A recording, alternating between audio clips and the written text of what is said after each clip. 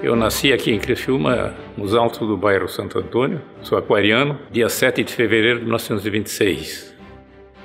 Atualmente eu sou o presidente do Sindicato da Indústria e Extração de Carvão de Santa Catarina. Eu optei por engenharia de minas porque a nossa vivência aqui foi praticamente junto às minas de carvão, né? O meu pai foi sempre ligado à atividade carbonífera, né? Então, criou esse vínculo profundo com essa atividade minerária e me levou a optar por estudar engenharia de minas.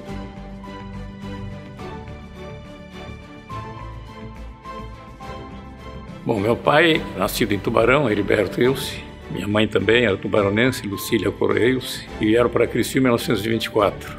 Ele veio com o objetivo de trabalhar na Companhia Brasileira Carbonífera de Aranguá, que pertencia à organização Laje. Eu passei praticamente a minha infância lá nos altos do bairro Santo Antônio, onde existia a Companhia Brasileira Carbonífera de Aranguá, a mina, chamada Mina Velha, que foi fundada por Paulo Frontin. E um dos divertimentos nossos era no inverno caçar de estilingue, de bodoque. Nos distraímos assim, não tinha muitas opções. Nós tínhamos uma vida familiar muito afetiva. Os meus pais sempre foram muito dóceis conosco, né? Mas também não abriam mão do rigor quando era necessário, né? E às vezes o chinelo entrava em ação também, né?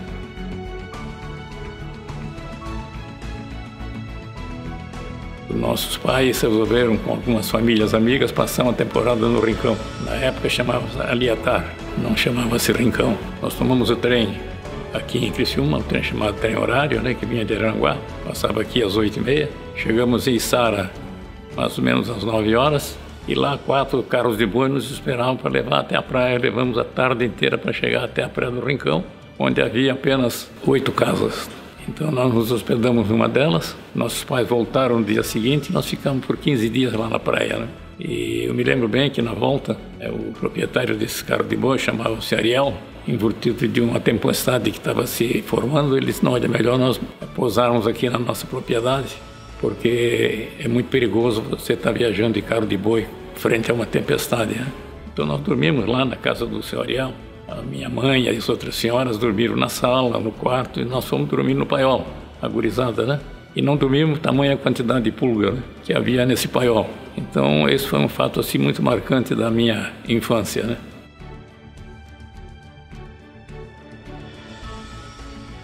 Nós fomos em Florianópolis em 1934, quando meu pai era deputado estadual. Nós tomamos o trem aqui em Criciúma, fomos à Laguna, à tarde pegamos o navio, que era o Max, da Companhia Navegação Epic, Carlo Epic, né? Entramos em Florianópolis pela Bahia Norte, e foi uma viagem para mim muito torturante, porque eu enjoei muito, né? O navio era uma casquinha de noz, né? Jogava muito, eu me lembro que eu enjoei muito, né? Foi uma viagem assim muito traumática para mim, né? Mas foi uma viagem marcante também, que a gente chegar em primeira vez a uma cidade maior como Florianópolis.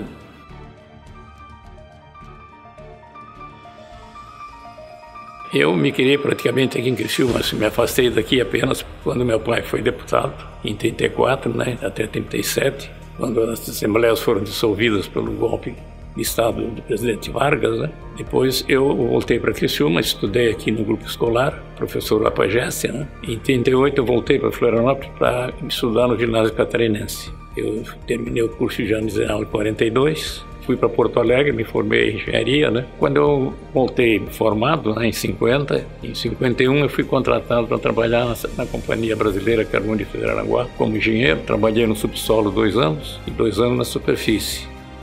As condições de trabalho naquela época eram muito rudes, né? Porque toda a mineração era exercitada braçalmente, né?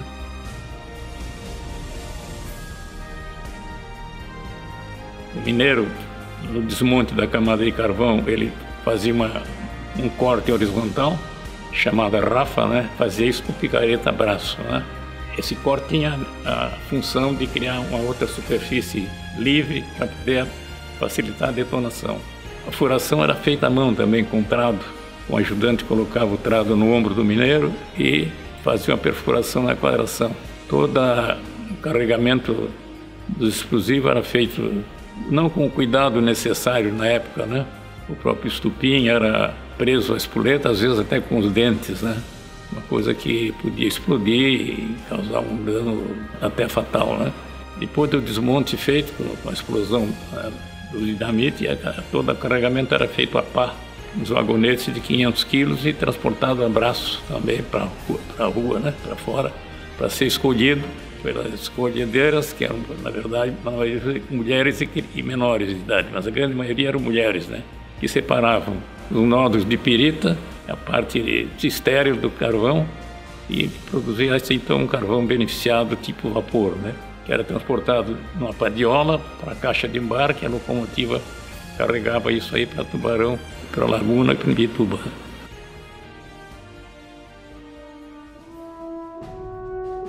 A atividade carbonífera catarinense, ela viveu sim períodos de prosperidade e períodos de crise, em função de acontecimentos ocorridos basicamente no exterior. A Primeira Grande Guerra Mundial, de 14 a 18, e faltou carvão, então aí começou uma corrida pelo carvão e começando as primeiras atividades minerárias em caráter assim, industrial, né? Passada a crise, o carvão foi praticamente esquecido. Voltou a ter uma certa importância com a atividade industrial de Henrique Lage, que foi um visionário e dedicou uma boa parte da sua vida à atividade carbonífera de Santa Catarina. Depois, com a Segunda Grande Guerra Mundial, que de 39 a 45, o carvão também houve uma corrida em torno do carvão por falta de carvão importado, né? Havia um bloqueio das forças navais da Alemanha, né? E impediam a chegada de carvão no Brasil, né? Terminada a guerra, o carvão também ficou meio esquecido, né? Veio uma fase de prosperidade, melhor dizendo, com a crise do petróleo em 72, 79, né? Aí o governo carregou recursos para a atividade minerária para poder dispor de energia que faltava no país, né? O carvão teve, assim, 2 ou 3 etapas bem definidas. A primeira foi a construção da Estrada de Ferro Dona Teresa de Cristina. Depois, outro marco importante foi a Companhia Siderúrgica Nacional, criada em 1941 pelo presidente Vargas, e a desregulamentação do carvão pelo presidente Collor no final da década de 80. Com a Siderúrgica Nacional, nós tivemos um impulso muito grande no setor do carvão. Foi a época áurea do carvão, posso dizer, com a criação da Companhia Siderúrgica Nacional, porque foi fundado pelo presidente Getúlio Vargas o Plano do Carvão Nacional em 53, para atender justamente as necessidades da Companhia Siderúrgica Nacional. Foi criado em 54 o lavador de Capivari, que apreciava todo o carvão produzido aqui em Criciúma, 2 facções, uma de vapor, o energético, né? E outra facção de carvão metalúrgico, que se destinava à fabricação do coque siderúrgico em Volta Redonda. Então houve um impulso muito grande no setor carbonífero com o Plano do Carvão, que mudou o perfil da atividade carbonífera. Nós produzimos aqui um carvão tipo vapor, ou energético, escolhido à mão. Depois foi mecanizado o beneficiamento. O grande passo foi justamente a criação da Companhia Siderúrgica Nacional, que deu origem, inclusive, ao complexo termoelétrico de Capivari, criado pelo presidente Juscelino Kubitschek em 1957. Quando eu comecei a trabalhar no carvão, tudo era braçal. Hoje a atividade minerária aqui é uma atividade totalmente mecanizada, né? Você tem operários especializados que operam máquinas com controle remoto. Você vê, nós temos cerca de 28 mineiros que estudam engenharia na nossa faculdade de engenharia mecânica e engenharia elétrica, né? Então o mineiro hoje é um operador de máquina mais sofisticada, né? Evidentemente, a atividade deixou de ser tão exaustiva como era antigamente, né?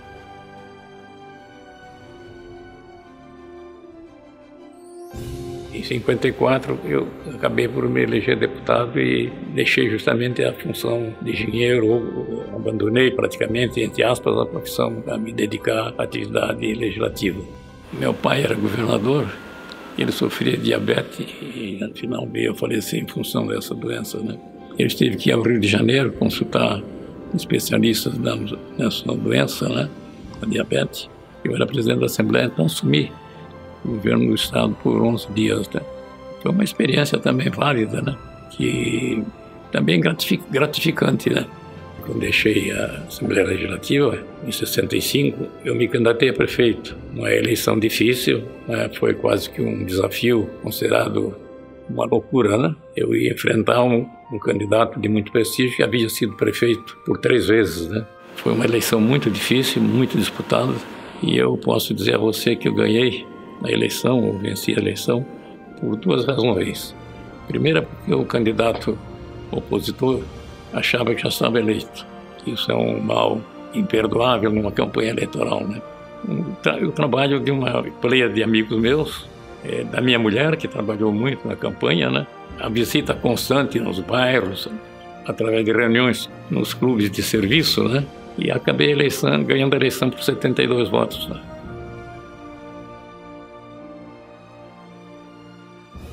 A BR-101 tem uma história muito longa. Quando era prefeito, a BR-101 estava sendo asfaltada em pista única, e esse asfaltamento ele paralisou em Torres. Então houve um clamor da sociedade sul-catarinense de que fosse continuado o asfaltamento dessa pista única até Florianópolis, né? Então nós fizemos aqui uma reunião em Criciúma com o ministro Mário Andreasa, juntamente com o governador Ivo Silveira, que eu era prefeito, e fizemos um apelo a ele no sentido de que esse asfaltamento fosse continuado de Torres até Florianópolis. Ele atendeu ao nosso pedido. Isso aconteceu em 1968. Você vê que desde 1968 nós estamos batalhando por essa BR. Foi primeiro pelo asfaltamento da sua pista única, depois pela duplicação, depois pelo asfaltamento da duplicação. Enfim, até hoje ainda estamos discutindo a BR-101. Daqui a pouco ela está se tornando obsoleta, precisa de uma terceira pista ou uma quarta pista, e nós estamos discutindo a BR-101. Agora, ela foi muito importante para integrar o Sul, né? Todo o sul de Santa Catarina com o norte do estado e o país, né?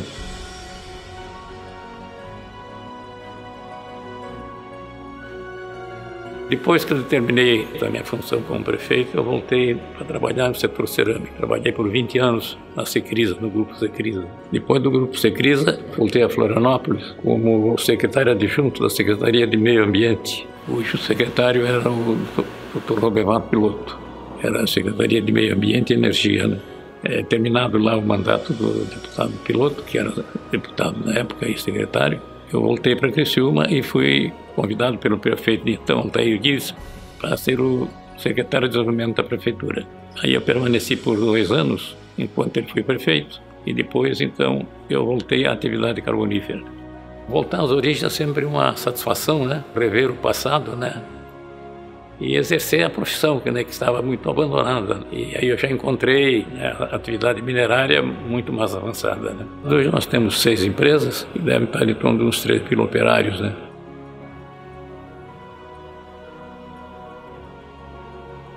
O carvão é um energético importante. Hoje, depois que houve a desregulamentação do setor pelo presidente Collor, o carvão destinou-se único e exclusivamente à geração de energia elétrica. O futuro do carvão está preso muito a agregar valor ao carvão. Esse é um fator importante que o setor tem se debatido muito, no sentido de que possamos, através da gasificação, obter uma série de subprodutos do carvão.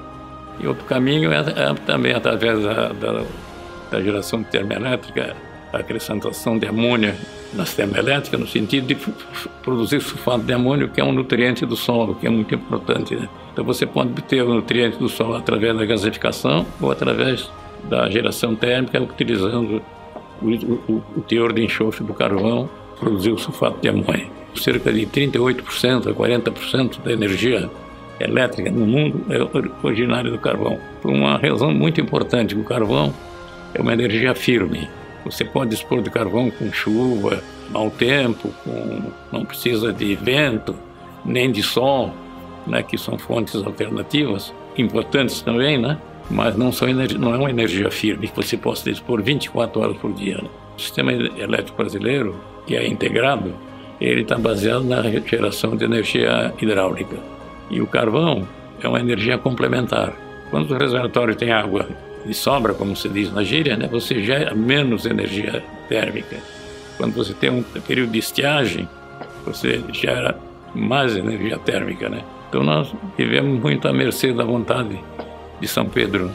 Se chove muito, nós produzimos menos. Se chove pouco, nós produzimos mais, né?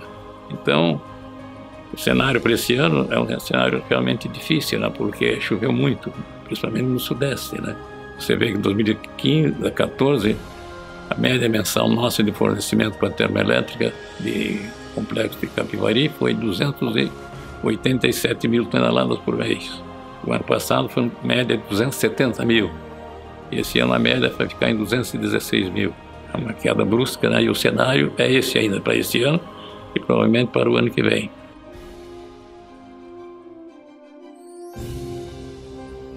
Eu espero que o futuro do nosso país seja um futuro risonho, né? Ou pelo menos que não seja tão amargo, né? Como está sendo hoje, que tirou assim a perspectiva de toda a atividade econômica, né? A própria juventude, né? Que estuda, se forma, não se vê muita perspectiva de exercer a sua profissão aqui no país. Eu espero que o próximo governo, né? Seja ele qual for, ele se dedique a estabelecer um plano de metas para o governo, no sentido de criar oportunidades, né? Ser um indutor daquele que precisa justamente investir, quer investir, né? Para que o país se desenvolver. Você não vai crescer por decreto, nem através de legislação qualquer. Você tem que crescer através de investimento.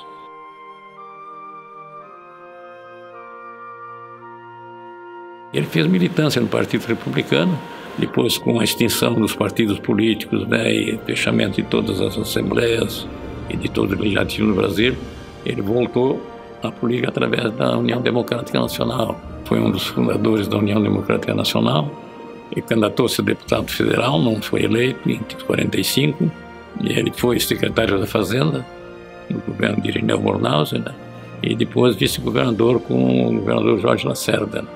E assumindo o governo com aquele falecimento, aquele acidente fatal que faleceu o Jorge Lacerda e outros políticos importantes como Nereu Ramos e Roberto Leal. Então ele era um homem muito voltado para o trabalho, era muito enérgico e era amigo dos seus amigos. A ligação dele com o estádio foi porque quando ele foi governador ajudou muito a melhoria do estádio, né? Com a criação de arquibancada e iluminação para propiciar os jogos noturnos, né? Então, como o estádio não tinha um nome, era o estádio do Comerciário, o estado do Comerciário, e eles tiveram a generosidade de colocar o nome do meu pai no estádio. Ele era um homem íntegro, então ele deixou muitos exemplos importantes, né? Quando ele deixou o governo do estado, ele veio embora para Criciúma, mas não veio de avião particular, nem um avião alugado, nem do automóvel do modelo. Ele voltou de Florianópolis para Criciúma de ônibus.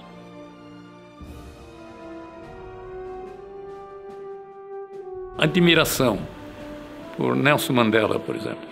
Um homem que esteve 25 anos na prisão em função do apartheid, né? Por lutar pela independência da África, né? Saindo da prisão, ele não revidou. Ele procurou compor com as forças políticas de então, tanto que estavam no governo como na oposição, e acabou se elegendo presidente da África. Eu acho que ele foi um exemplo, né, de vida voltada justamente para o bem da humanidade, né?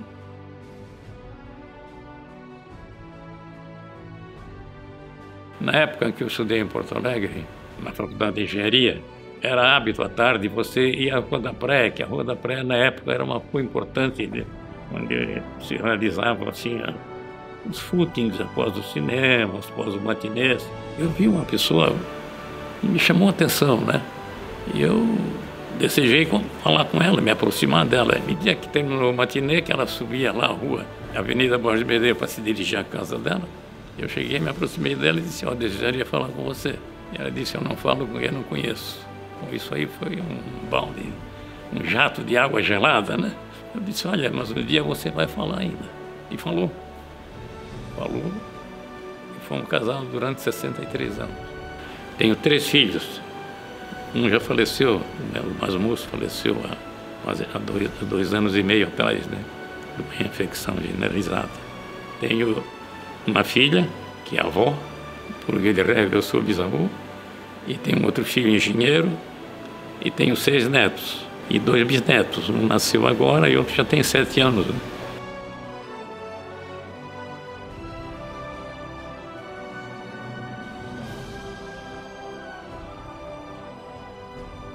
A alimentação parcimoniosa, a época de extravagância já passou, né? Por lá muitos anos atrás. E eu vou lhe dizer o seguinte, uma jornalista da Assembleia, numa entrevista, perguntou: o que é que você toma? Você tem 90 anos, né? Dirige, trabalha, o que é que você toma? Isso eu tomo é cuidado, né? Não tomo nada de milagroso, nenhum elixir de longa vida, né? Eu tomo cuidado.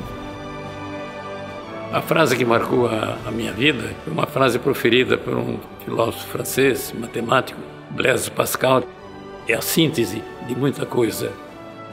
Devagar que eu tenho pressa.